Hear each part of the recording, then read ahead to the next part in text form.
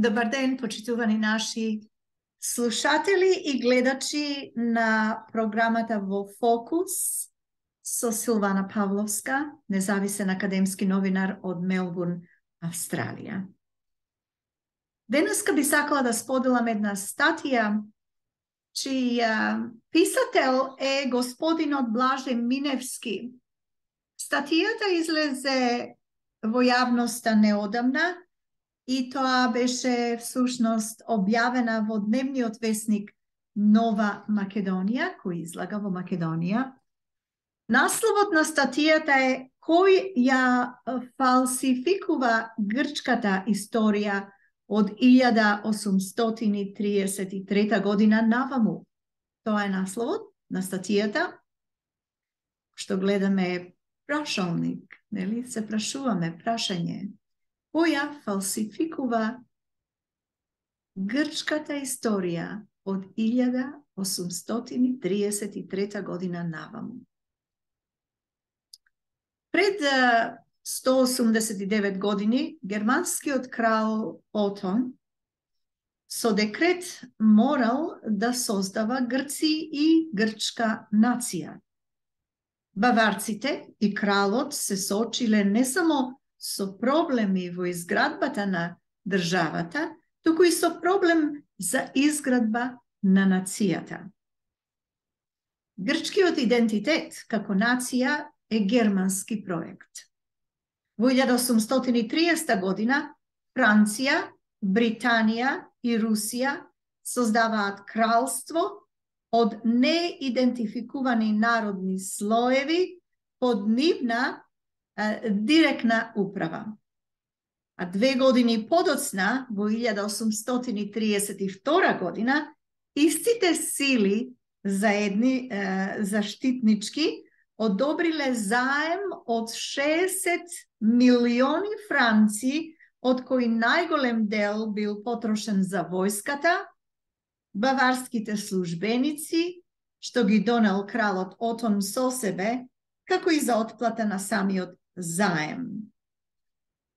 Во текот на 80-тите години од 19-тиот век се склучени уште неколку заеми во вкупна вредност од 630 милиони драхми. Така што само ратите на пристигнатите обврски достигнувале третина од државните приходи. Кој го поддржува тој фалсификат на банкрот држава веќе близу 200 години и зошто? Прашува писателот на оваа статија, господинот Блаже Миневски. Постојат куп документи дека грците во тоа време не знаеле дека се грци, па затоа немале никаков удел во проектот за создавање свест за грчки идентитет. Имено, никакви грци не биле подписници на спогодбата од мај 1832 година помеѓу Британија, Франција, Русија и Баварија, со која се одредени условите под кои кралот Отон стапува на престолот всушност, а со кои територијата што е кралство е ставена под гаранција на трите сили заштитнички. Младиот баварски крал стигнал во февруари 1833 година во привремената престолнина Навплион. А проблемите со кои што се соочил тој, неговата многубројна свита биле многу. Покрај неизбежните проблеми околу изградбата на инфраструктурата на една сосема нова држава, постоела и итна потреба да се создаде заедничка свест за грчки идентитет, односно од затеченото население да се создадат грци. Затоа, баварците и кралот се соочиле не само со проблеми во изградбата на државата, туку и со проблемот за изградба на нацијата. С оглед на тоа што кралот Отон бил малолетен, кога дошол на измислениот кралски престол во Грција, земјата до 1835 година ја управува Совет на наместници, составен од тројца баварци, чи германци, заедно со баварската свита што дошла со кралот. Образовниот систем, например, бил заснован на францускиот и на германскиот модел, а воведени биле и кривично и граѓанско законодавство според римската правна традиција на континентална Европа. Во кралството политичкиот живот се изразувал преку 3 партии, познати како англиска, француска и руска партија. Меѓу нив, единствено само така наречената француска партија се залагала за остварување на големата идеја, под наводници големата идеја, која полека, но сигурно ќе биде дефинитивно до крај реализирана со помош на трите сили заштитнички во 1913 година, кога било дозволено Грција да окупира голем дел од Македонија и да ја заокружи својата денешна државна територија. Предходно, во текот на последните 2 децении од 19 век, како и во првата деценија од 20 век, Македонија ќе биде средиште на вниманието на грчкиот, бугарскиот и српскиот национал-шовинизам за приграбување што поголем дел од територијата. Според истражувањата за грчката политика на Балканот на професор Далибор Јовановски од катедрата за историја на Филозофскиот факултет во Скопје, со договор меѓу големите сили во 1830 година за грчки крал требало да биде избран Леополд Саксе-Кобурготски. Но тој навргу се откажал од тронот, на кој воопшто и не седнал. По 2 години, во 1832 година, големите сили го решиле проблемот со избор на крал, па со нов договор меѓу Англија, Франција, Русија и Баварија од 7 мај 1832 година за грчки крал бил поставен Фридрих Отон, вториот син на баварскиот крал. Новиот грчки крал, според договорот, ја носел титулата крал на Грција, а не на грците. Крал на Грција, а не на грците. Истите земји подпишале и договор со османлиските власти, со кој се утврдила северната граница на Грција, така што таа се движела по линијата Арта-Волос. Со тоа, Грција конечно можела да функционира како некаква независна држава. Секако пред пристигнувањето на првиот грчки крал, увезен од Германија, било потребно да се регулираат и односите меѓу Грција и Баварија. По подпишувањето на договорот за сојуз и пријателство меѓу Баварија и Грција на 1 ноември 1832 година, ќе повторам, по подпишувањето на договорот за сојуз и пријателство помеѓу Баварија и Грција на 1 ноември 1832 година во Минхен бил регулиран престојот на 3500 баварски војници на грчката територија за време од 3 години. Откако биле регулирани односите, Отон можел да пристигне во неговата нова татковина. На 6 февруари 1833 година Отон дошол во Навплион и седнал на престолот на протекторатот. Всушност, на почетокот од своето владење во Грција, Отон не управувал со земјата, бил малолетен. Па раководењето во земјата било превземено или преземено од 3 члено регенство кое го сочинувале Джозеф фон Араманшперт, Лудвиг Маурер и генерал Карл Вилхелм фон Хајдем.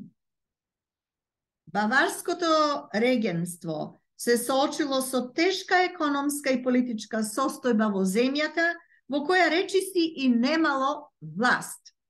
Затоа, постепено морале да бидат превземени мерки со кои државата би почнала да функционира. Во почетокот, како најтежок се покажал проблемот во однос на автокефалноста на Грчката православна црква. Со декрет на регенството од 4 август 1833 година било прогласено создавањето на автокефална Грчка православна црква без одобрување на Цариградската патријаршија. Кој и кога ја признал Грчката црква е прашање што заслужува посебна анализа.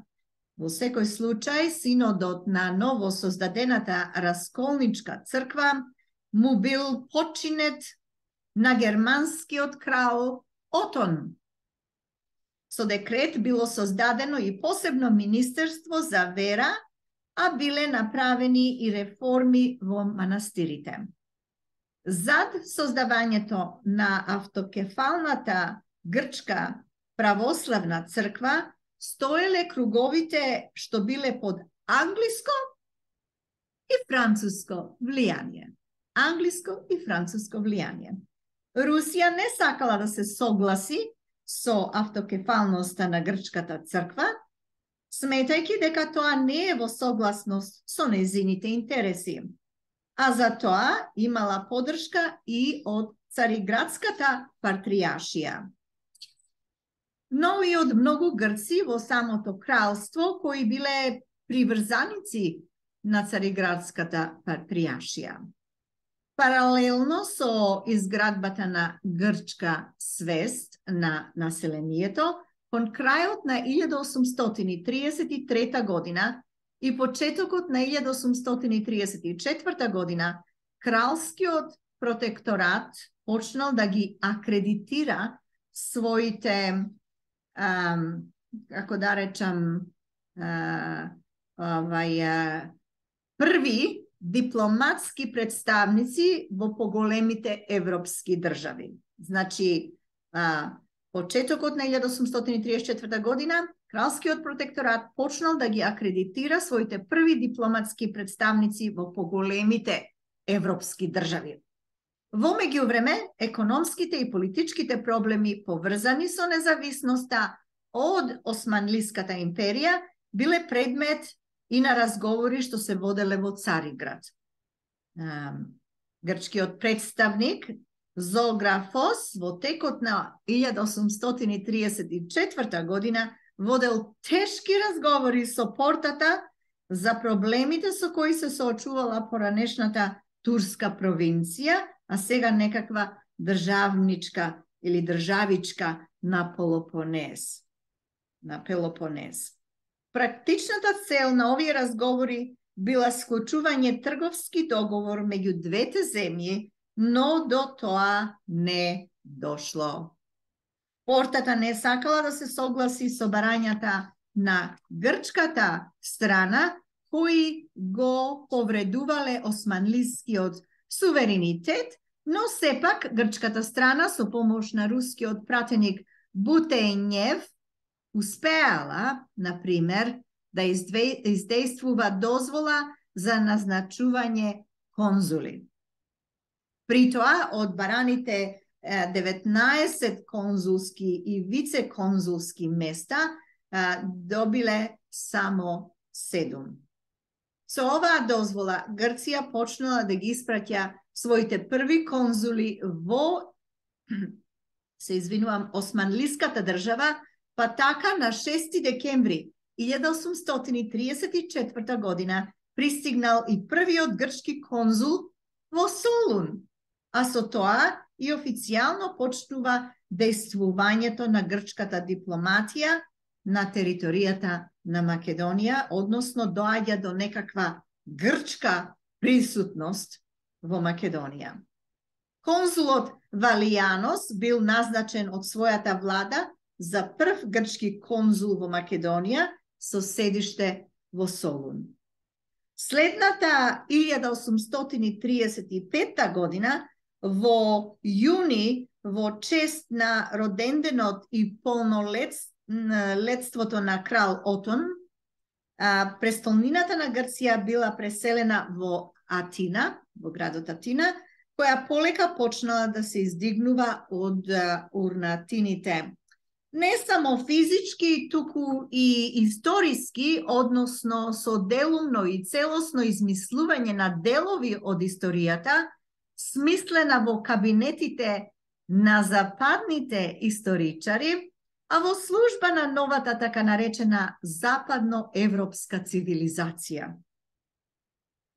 2018 година кон таа и таква историја беше додадена историјата на Македонија, а подарокот беше украсен со машничка од вратоврската на човекот што самиот призна дека не му личи да биде патриот. Пишува Блаже Миневски, објавено во дневниот весник Нова Македонија. И како што веќе ви прочитав, целта е да се запознаеме со мислењето на ова лице и исто така со историски факти кои што може би сме ги знаеле, сме ги заборавиле, а може би не ги знаевме воопшто. Така да интересно е да